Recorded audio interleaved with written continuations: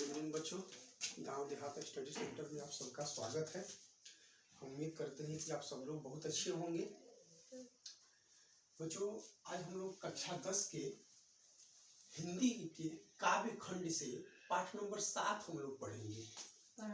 हिंदी के काव्य खंड से पाठ नंबर 7 पढ़ेंगे, जिसका नाम है हिरोशिमा। इसके लेखक हैं अज्ञे जी। बच्चों, वीडियो अच्छा लगता है तो लाइक कीजिए और वीडियो खत्म होने के बाद आप कमेंट कीजिए। किसी चीज में अगर दुविधा हो तो आप कमेंट कीजिए। चैनल पे अगर आप नए हैं तो चैनल को सब्सक्राइब कर लीजिए, ताकि आपका कमेंट करने का ऑप्शन जो है वो खुल जाएगा। ठीक है, चलिए हम लोग कक्षा 10 हिंदी काव्य खंड पाठ नंबर 7 पढ़ेंगे। इसका नाम है हिरोशिमा। अज्ञे जी इसके लेखक हैं। इस पाठ के कवि परिचय हम आप लोग को बता चुके हैं, पढ़ा चुके हैं। आप लोग वीडियो में लिंक दिया हुआ, वहां पे जाके आप लोग कवि परिचय का वीडियो आप लोग देख सकते हैं, वहां से अपने नोट्स बना सकते हैं। तो ये हिरोशिमा जो ये पाठ लिखे हुए हैं अज्ञे जी, इसमें बात बता रहे हैं कि मानव के द्वारा जब भी कोई चीज जब बना दिया जाता है, जैसे परमाणु बम है, परमाणु बम बना दिया गया है, लेकिन जब वो मानव के ऊपर जब गिराया जाता है तो कितनी बड़ी त्रासदी आती है, कितनी बड़ी भूचाल आता है, मानव जीवन कितने शताब्दियों तक उसके प्रभाव में रहता है, इसके बारे में बता रहे हैं। ठीक है, और कितना ज्यादा नुकसान होता है इसके बारे में बता रहे हैं। वहीं ये हिरोशिमा शहर है, ये जापान का एक औद्योगिक नगर है। हिरोशिमा जापान का एक औद्योगिक नगर है, जिस पर अमेरिका ने 6 अगस्त 1945 को परमाणु बम गिरा दिया था। 6 अगस्त 1945 को परमाणु बम गिराया था हिरोशिमा एक जापान के शहर पे। हिरोशिमा और नागासाकी 2 शहरों पे जो है अमेरिका ने परमाणु बम गिराया था। ठीक है, कब? 6 अगस्त 1945 को, द्वितीय विश्व युद्ध के समय। इस हिरोशिमा शहर में क्या हुआ, परमाणु बम गिराने के बाद कैसा दृश्य आया, उसी दृश्य को अज्ञे जी अपने कविता के माध्यम से प्रस्तुत किए हैं। ठीक है, चलिए हम लोग सीधे कविता के पंक्ति की तरफ बढ़ते हैं और देखते हैं कि अज्ञे जी क्या कहना चाह रहे हैं। ठीक है, लिख रहे हैं, एक दिन सहसा सूरज निकला, अरे क्षितिज पर नहीं नगर के चौक पे। एक दिन सहसा सूरज निकला, अरे क्षितिज पर नहीं नगर के चौक पे। कहने का मतलब हो गया, एक दिन सूरज निकला पर आकाश से नहीं निकला, वो नगर के चौक पे निकला।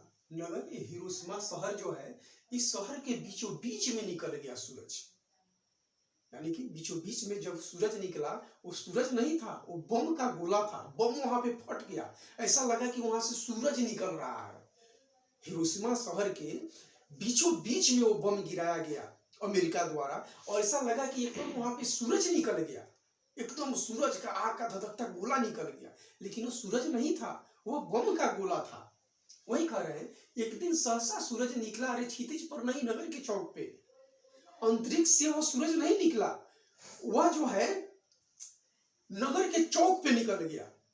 जो एकदम आदमी, क्षितिज का मतलब क्या होता है कि हम यहाँ पे खड़े हैं, हम कहीं दूर देख रहे हैं तो ऐसा लगता है कि आकाश और धरती दोनों कहीं जाके किसी पॉइंट पे मिला हुआ है। और सुबह का जब सूरज भी निकलता है तो हम देखते हैं एकदम उसी जो आकाश और पृथ्वी का जहाँ पे मिलन है, जहाँ से सूरज ऐसे निकल रहा है, उसी को हम क्षितिज बोलते हैं। जिस जगह से सूरज निकल रहा है, वही कहना चाह रहे हैं कि अरे क्षितिज पर नहीं, वो जो क्षितिज से जो सूरज निकलता है वहां से नहीं, वो नगर के चौके पर निकल गया, शहर के बीचों बीच चौक पे निकल गया। एकदम माने आग के जैसा, एकदम वैसा ही धधकता हुआ सूरज निकल गया। धूप बरसी अंतरिक्ष से नहीं, फटी मिट्टी से। जब सूरज निकलेगा तो धूप बरसेगा, धूप पृथ्वी पर पड़ेगा। कहां से? तो अंतरिक्ष में सूरज निकलता है, वहां से धूप आता है पृथ्वी पे, लेकिन वह धूप अंतरिक्ष से नहीं आ रहा था। धूप मतलब गर्मी, यानी कि जब बम फटा तो मिट्टी के गर्मी मिलने लगा, लोगों को मिट्टी से गर्मी मिलने लगा। वही कह रहे हैं कि धूप बरसी पर अंतरिक्ष से नहीं, आकाश से धूप नहीं आया। वो कहां से आया? तो फटी मिट्टी से धूप आया। नीचे जब भ्राम सीना जब बम गिरा तो मिट्टी फट गया, यहां से पूरा आग का गोला उठ गया। लग रहा था कि नीचे जमीन से ही सूरज निकल रहा है। ठीक है, ऐसा लग रहा है कि नीचे जमीन से ही सूरज एकदम मानो निकल रहा है, आग का गोला निकल रहा है। वही बताना चाह रहे हैं, एक दिन सहसा सूरज निकला, अरे क्षितिज पर नहीं, नगर के चौक पे धूप बरसी, अंतरिक्ष से नहीं, फटी मिट्टी से। सूरज तो उस दिन निकला पर क्षितिज से नहीं, नगर के चौक पे ही निकल, यानी कि नगर के चौक पे ही बम फटा। उस बम की तुलना जो है सूर्य से कर रहे हैं। सूर्य जैसे आग का धधकता हुआ गोला है, उसी प्रकार से धधकता हुआ गोला नगर के चौक पे निकल गया। धूप बरसी पर अंतरिक्ष से नहीं, फटी मिट्टी से।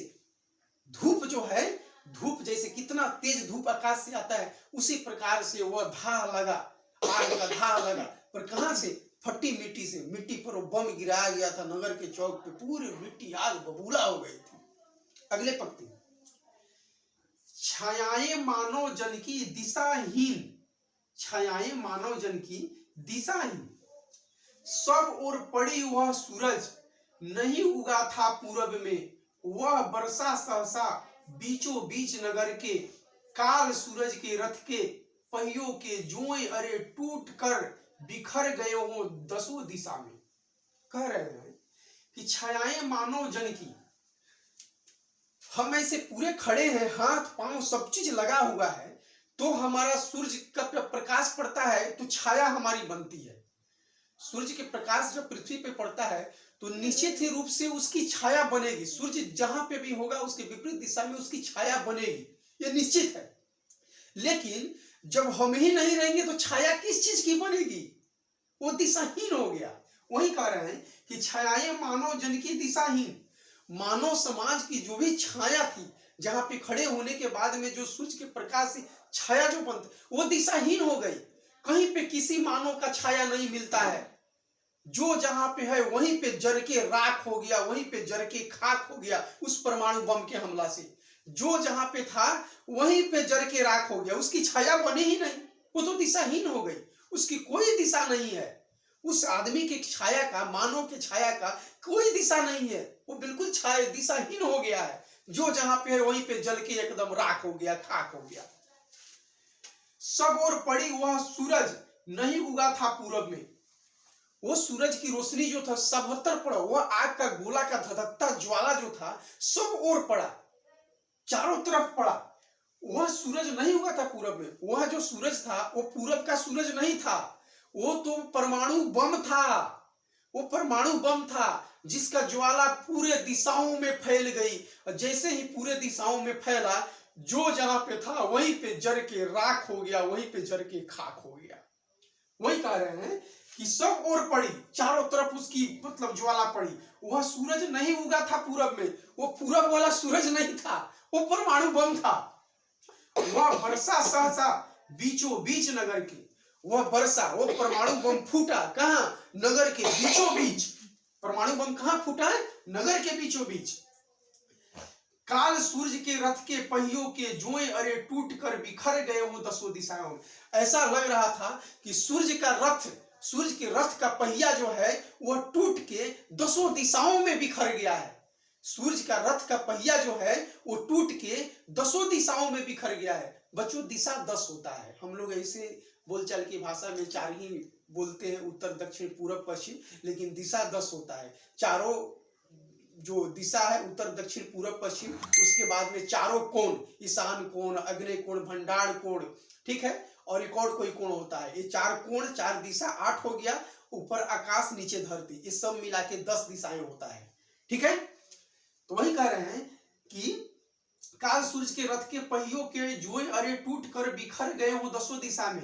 ऐसा लग रहा था कि सूर्य का रथ जो है वो टूट के दसों दिशाओं में बिखर गया है। आग का गोला पूरा दसों दिशाओं में बिखर गया है। जहां पे हुई आग का गोला गया वहां पे मानव जीवन जर के राख हो गया, जर के खाक हो गया। उसकी कोई दिशा ही नहीं बनती थी, कोई छाया नहीं बनती थी। जो जहां पे था वहीं पे जर के राख हो गया। अगले पंक्ति, कुछ क्षण का वह उदय अस्त, केवल एक प्रज्वलित क्षण की दृश्य सुख लेने वाली दोपहरी फिर। कुछ क्षण का वह उदय अस्त। जब बम गिरता है अचानक से, जब बम, चाहे आप लोग पटाखा छोड़ते हैं, जब पटाखा छोड़ते हैं तो फटाक से नहीं एक बार बज जाता है, फिर उसके बाद में शांत हो जाता है, यही ना होता है।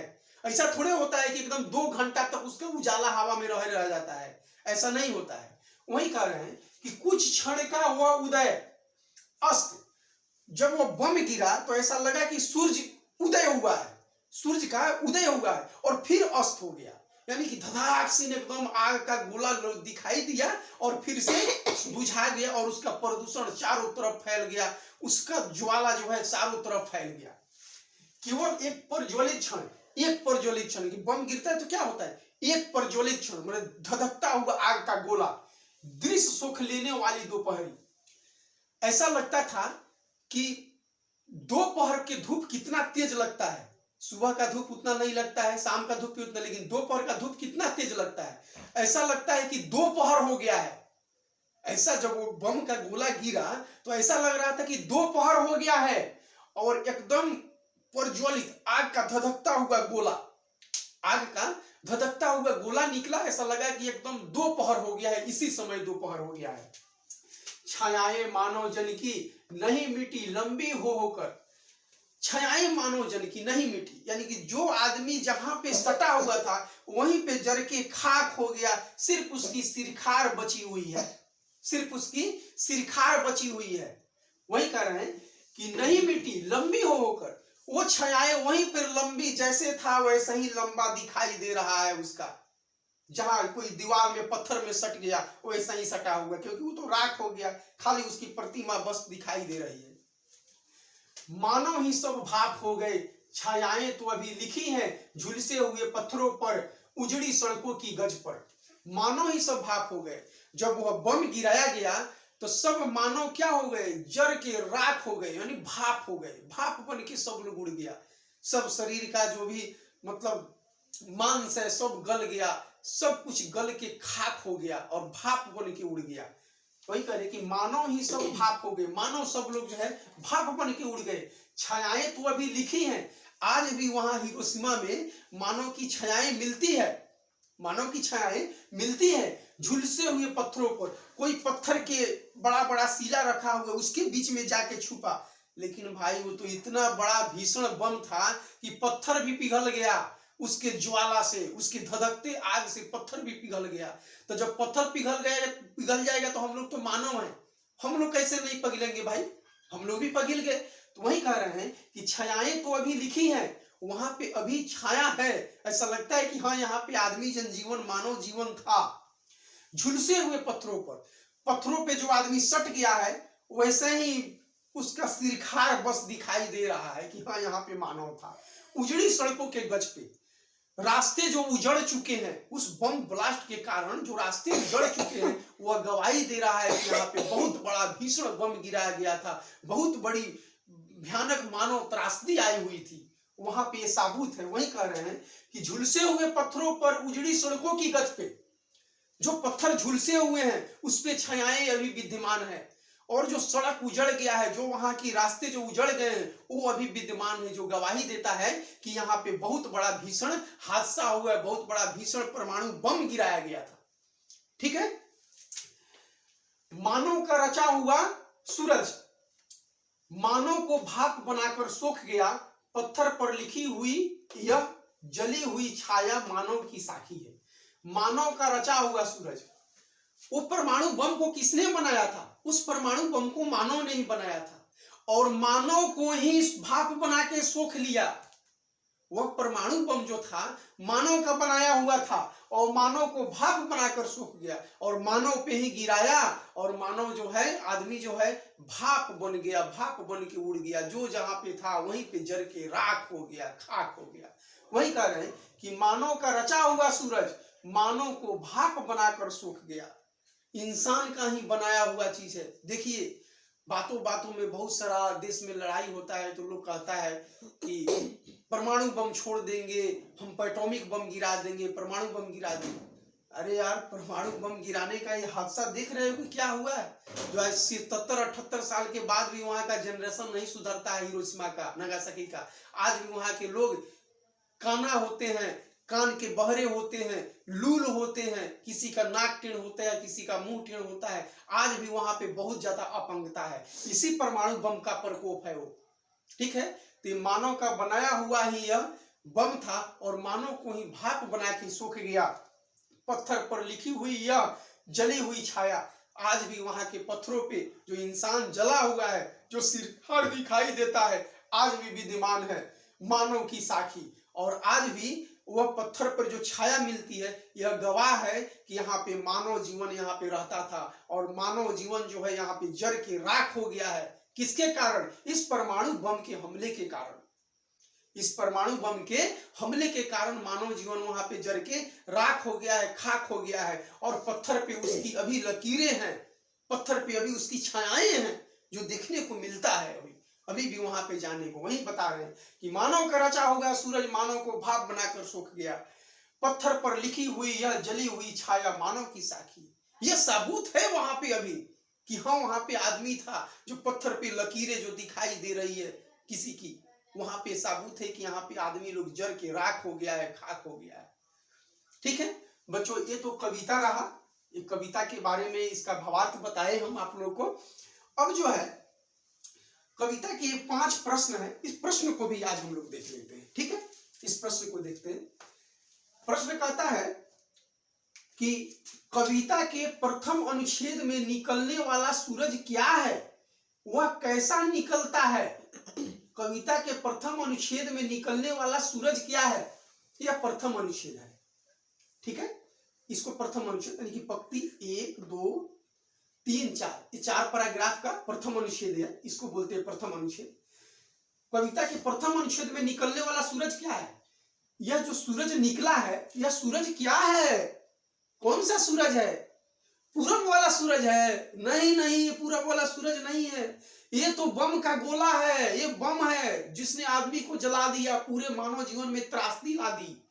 वही बात बता रहे हैं।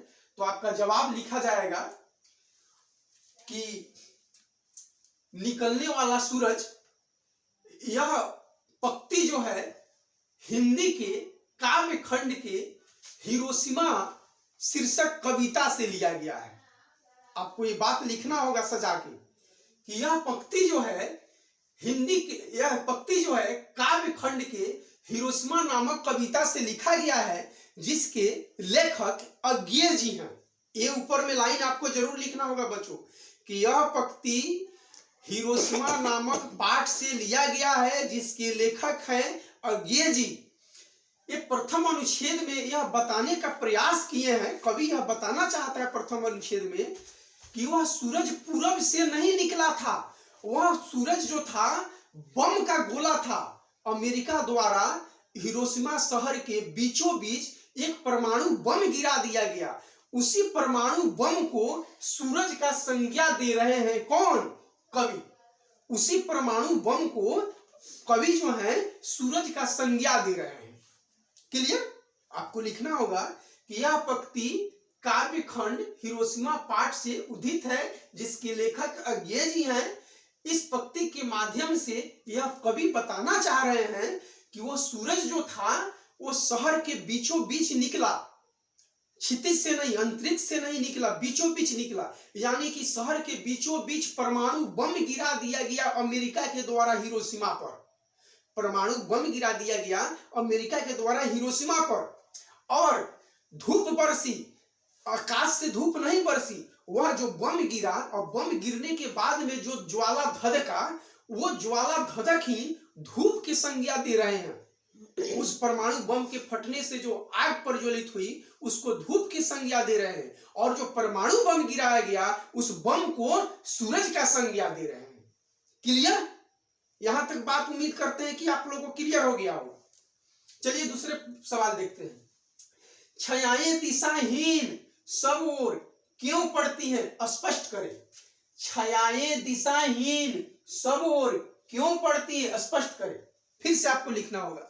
यह पंक्ति काव्य खंड हिरोशिमा पाठ से उद्धित है, जिसके लेखक अज्ञेय जी हैं। इस पंक्ति के माध्यम से कवि यह बताना चाहते हैं कि जब परमाणु बम जब गिरा तो पूरे मानव जो था वो जल के खाक हो गया। जो जहां पे था वहीं पे जल गया, वहीं पे राख बन गया, वहीं पे उसकी हड्डी फसली सब कुछ आग में जल के एकदम खाक हो गई। ठीक है, तो जब आदमी ही नहीं रहेगा तो उसकी छाया कहां से बनेगी? वह छायाहीन हो गया, वही कह रहे हैं कि छायाएं दिशाएं हीन हो गई। वो आदमी का छाया जो है किसी भी दिशा में नहीं बनता था। किसके कारण? उस परमाणु बम के कारण। वो परमाणु बम के ज्वाला में सारे लोग जल के एकदम खाक हो गए, सब लोग एकदम जल के एकदम मर गए। तो किसी कोई आदमी का प्रतिमा ही नहीं बचेगा तो उसकी छायाएं भी नहीं बनेगी। यानी कि छाया बनेगी तो किसी ना किसी दिशा में तो बनेगी ना। तो आदमी ही नहीं है तो फिर उसकी छाया कहां बनेगी? किस दिशा में बनेगी? किसी दिशा में नहीं बनेगी, उसकी छाया ही नहीं होगी। वही बात बता रहे हैं कि छायाएं दिशाहीन, यानी कि आदमी के जड़ जाने के बाद किसी प्रकार की कोई छाया नहीं बनती थी, किसी भी दिशा में कोई छाया नहीं बनती थी। अगला देखते हैं सवाल, प्रज्वलित क्षण की दोपहरी से कवि का क्या आस है? फिर से लिखना होगा कि यह पंक्ति काव्यखंड हिरोशिमा कविता से उदित है, जिसके लेखक गेजी हैं। प्रज्वलित क्षण की दोपहरी से कवि का यह आस है कि जब बम गिरा था तो उस समय ऐसा लगा था कि दोपहर का धूप पड़ रहा है, हमारे से धूप की गर्मी आ रही है। दोपहर के जिस समय तेज धूप होता है, दोपहरी का जो तेज धूप होता है, वो ऐसा महसूस हो रहा था कि एकदम बहुत ज्यादा दोपहर का धूप की गर्मी हमारे शरीर पे पड़ रही है और उस गर्मी से हमारे चमड़े जल रहे हैं, हमारी शरीर जल रहा है, हमारा शरीर जल के झुलस रहा है। ठीक है, तो वहीं लिख दीजिएगा कि प्रज्वलित क्षण की दोपहरी से कवि का यह आस है कि जब गिरा था तो उस बम के ज्वाला से ऐसा लग रहा था कि दोपहर का धूप की गर्मी पड़ रहा है। नगर के बीचों बीच जब वो बम गिरा था ऐसा लगा था कि दोपहर हो गया है और दोपहर में धूप की गर्मी पड़ रही है। क्लियर? चौथा प्रश्न देखते हैं, मनुष्य की छायाएं कहां और क्यों पड़ी हुई है? आप लिखिएगा कि यह पंक्ति हिरोशिमा पाठ से कविता से उदित है, जिसके लेखक है गेजी। मनुष्य की छायाएं कहां और क्यों पड़ी हुई है? अब देखिए, मनुष्य की छायाएं कहां और क्यों पड़ी हुई है। छायाएं मानो जन की नहीं मिट्टी लंबी हो होकर। छायाएं कहां पड़ी हुई है? झुलसे पत्थरों पर। लिखा होगा मनुष्य की छायाएं कहां, आप लिखिएगा मनुष्य की छायाएं झुलसे पत्थरों पर, उजड़ी सड़कों की गच पर। और मनुष्य की छायाएं कहां है? तो झुलसे हुए पत्थरों पर, उजड़ी सड़कों की गच पर। और क्यों? इसका जवाब जो है मनुष्य की छायाएं कहां है, तो इसका जवाब हो जाएगा ये दोनों लाइन कि मनुष्य की छायाएं झुलसे हुए पत्थरों पर है और उजड़ी हुई सड़कों की गच पे है। और क्यों पड़ी हुई है? तो क्यों का जवाब हो गया कि हिरोशिमा शहर पे अमेरिका द्वारा जो परमाणु गिराया गया था, उस परमाणु बम के अग्नि के धधक से, अग्नि की ज्वाला से सब मानव जो था वो पूरा जल के खाक हो गया था। सब दिशाहीन हो गए थे, चारों तरफ आग ही आग फैला हुआ था। क्लियर? पांचवा नंबर प्रश्न देखते हैं, हिरोशिमा में मनुष्य के साथी के रूप में क्या है? हिरोशिमा शहर में कैसे पता चलता है कि हाँ यहाँ पे मनुष्य था? वो भी कविता में बताए हुए हैं गेजी। लिखिएगा कि यह पंक्ति हिरोशिमा कविता शीर्षक से लिया, हिरोशिमा कविता शीर्षक से लिया गया है। इसमें कवि यह बताना चाहते हैं मनुष्य की सखी के रूप में क्या है। इसमें कह रहे हैं कि जली हुई छाया पत्थरों पर लिखी हुई है। जली हुई छाया मानव की साखी है, यानी कि पत्थरों पे जो मानव की जली हुई जो छाया है वही मनुष्य की गवाह है। साखी का मतलब गवाह, साखी का मतलब गवाह, यानी कि हिरोशिमा में मनुष्य के साखी का यह साक्ष्य है कि जली हुई छाया मानव की साखी, पत्थरों पर लिखी हुई, पत्थरों पर लिखी हुई जली हुई छाया मानव की साखी है। यहां से यहां तक आप लिख देंगे। ठीक है, हिरोशिमा में मनुष्य के साखी के रूप में क्या है, तब लिखेंगे हिरोशिमा में मनुष्य के साखी के रूप में पत्थरों पर लिखी हुई यह जली हुई छाया है। पत्थरों पर लिखी हुई यह जली हुई छाया है जो मानव की साखी है। क्लियर? चलिए अब यहां पे आ जाता है बच्चों, व्याख्या करें। व्याख्या करें में 3 गो पॉइंट दिया हुआ है, इसको भी हम लोग ध्यान से देख लेते हैं। एक दिन सहसा सूरज निकला, अब इतना दिया हुआ है, इसी को एग्जाम में बोल देगा कि व्याख्या करे या अर्थ स्पष्ट करे। एक दिन सहसा सूरज निकला, वहीं लिख देना है कि जापान की औद्योगिक नगर हिरोशिमा है, पहले ऊपर वाला लाइन सजा के लिखना होगा कि यह पंक्ति हिरोशिमा कविता से लिया गया है, जिसके लेखक है अज्ञे जी।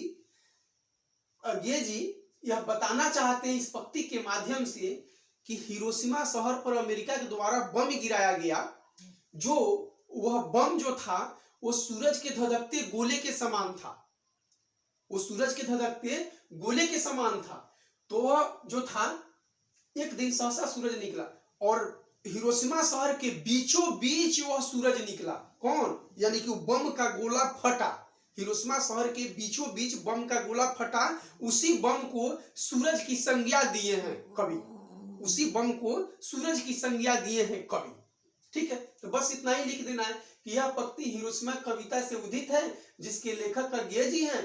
कवि यह बताना चाहता है कि हिरोशिमा शहर पे अमेरिका द्वारा शहर के बीचों बीच बम गिराया गया, और जो बम गिरा वो सूरज के रोशनी से ऐसा धधकता हुआ आग का गोला जैसा था, यानी कि उस बम का तुलना सूरज से किए। हो गया, बात खत्म। दूसरे देखते हैं, काल सूर्य के रथ के पटियों के जोए अरे टूटकर बिखर गए हो दसों दिशा में। फिर वहीं लिखिएगा, यह पंक्ति हिरोशिमा कविता से उदित है, जिसके कवि हैं अज्ञे जी। इस पंक्ति के माध्यम से कवि यह बताना चाहते हैं कि जब वह बम हिरोशिमा पे गिरा तो ऐसा लग रहा था कि सूर्य के रथ के पहिया टूट के चारों दिशाओं में एकदम मतलब चला गया है, और आग का गोला दसों दिशाओं में फैल गया है, और उस आग के गोला फैलने से पूरे मानव जीवन जल के खाक हो गया है। पूरे वहां के जनजीवन में त्रासदी त्रासदी आ गई है, और मानव जीवन की छायाएं जो है वो दिशाहीन हो गई है। चारों तरफ उस रथ के पहिए का टूट के गिरा हुआ, ऐसा लगता है कि आग का गोला दसों दिशाओं में फैला हुआ है। ठीक है, दसों दिशाओं में आग का गोला फैला हुआ है, सारे मानव जीवन जो है वो जल के खाक हो गया है। क्लियर? तीसरा नंबर देखते हैं, मानव का रचा हुआ सूरज मानव को भाप बनाकर सूख गया। फिर से लिखना है वही कि यह पंक्ति हिरोशिमा कविता पाठ से उदित है, जिसके लेखक अज्ञे जी हैं। अज्ञे जी इस पंक्ति के माध्यम